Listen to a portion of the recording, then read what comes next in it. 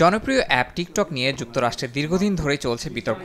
দেশটির নিরাপত্তার স্বার্থে ১৯ জানুয়ারি এই ভিডিও শেয়ারিং প্ল্যাটফর্ম সাময়িকভাবে বন্ধ হয়ে গেলেও ট্রাম্প শপথ নেওয়ার পর তা আবারও চালু করা হয়। চীনা মালিকানাধীন প্রতিষ্ঠান বাইটডান্সের টিকটককে এখন হয়তো বিক্রি করতে হবে অথবা নিষেধাজ্ঞার মুখে পড়তে হবে। নতুন মার্কিন প্রশাসন বিষয়টি মূল্যায়ন করছে এবং বিক্রির জন্য আলোচনার উদ্যোগ নিচ্ছে।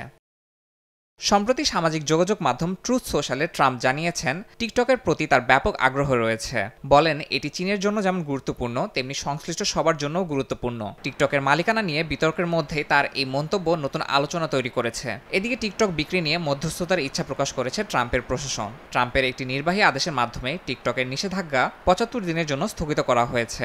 প্রশাসনের পক্ষ থেকে জানানো হয়েছে এই সময়ের মধ্যে একটি চুক্তিতে পৌঁছানোর চেষ্টা চলছে। মার্কিন বিনিয়োগকারী ও কোম্পানিগুলো এরই মধ্যে টিকটকের প্রতি ব্যাপক আগ্রহ দেখিয়েছে। বিশেষ করে দেশটির প্রযুক্তি খাতের শীর্ষ প্রতিষ্ঠানগুলোর মধ্যে অ্যাপটি কেনা নিয়ে প্রতিযোগিতা তৈরি হয়েছে। সরকারও এমন একটি সমাধান চায় যাতে জাতীয় নিরাপত্তা ঝুঁকি কমানো যায় এবং ব্যবহারকারীদের জন্য প্ল্যাটফর্মটি সংরক্ষিত থাকে। বিশ্লেষকরা জানান, আগামী দিনগুলোতে বিনিয়োগকারীদের আগ্রহ ও প্রশাসনের সিদ্ধান্তের উপর নির্ভর করবে টিকটকের ভবিষ্যৎ।